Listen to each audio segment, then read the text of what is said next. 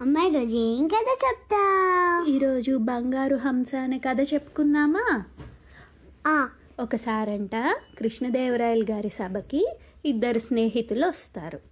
వారిద్దరూ ఒక బంగారు హంసని తీసుకొస్తారు. కృష్ణదేవరాయలు గారికి ఈ హంస చూపించి ఇదే మా సమస్య అంటారు.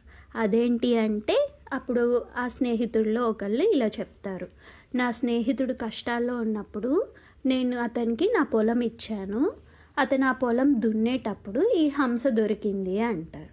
అప్పుడు ఆ స్నేహితుడు వచ్చి, రాజుగారు ఇది అతను నా కష్టాల్లో ఉన్నప్పుడు మంచితనానికి ఇచ్చాడు, ఇప్పుడు అందుకే నేను నా మంచితనాన్ని చూపించడానికి అతని హంస అతనికే ఇస్తాను అంటారు.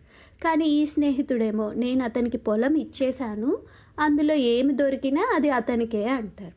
వీళ్ళిద్దరి విచిత్రమైన సమస్యకి, వీళ్ళ మంచి ఫ్రెండ్షిప్కి కృష్ణదేవరాయలు గారు షాక్ అయిపోతారు అండ్ హ్యాపీ కూడా అవుతారు. మీరు ఎప్పుడు ఇలాగే ఉండాలి, సరే ఈ హంసని ఎలాగా పంచాలి అని అక్కడ సభలో ఉండే వాళ్ళని అడుగుతాడు రాజు.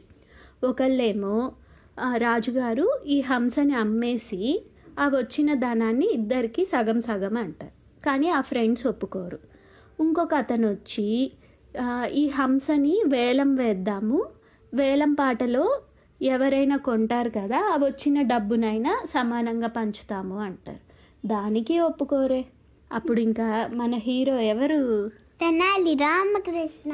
తెనాలి రామకృష్ణ వచ్చి, సరే బాగుంది, ఇప్పుడు ఈ హంసని అమ్మేసి ఆ వచ్చిన డబ్బులతో ఒక మంచి పార్క్ కట్టిద్దాము, ఆ పార్కుకి ముందు 2 హంసలు స్టాచ్యూస్ అన్నమాట అవి కట్టిద్దాము, అది మీ స్నేహానికి గుర్తులాగా, ఇంకా ఇక్కడ ఉండే ప్రజలందరికీ ఆ పార్క్ మంచి ఆహ్లాదకరమైన వాతావరణాన్ని ఇస్తుంది అని చెప్తారు. దానికి వాళ్ళిద్దరూ ఒప్పుకుంటారు. ఈ సమస్యను పరిష్కరించినందుకు కృష్ణదేవరాయలు గారు తెనాలి రామకృష్ణని సత్కరిస్తారు.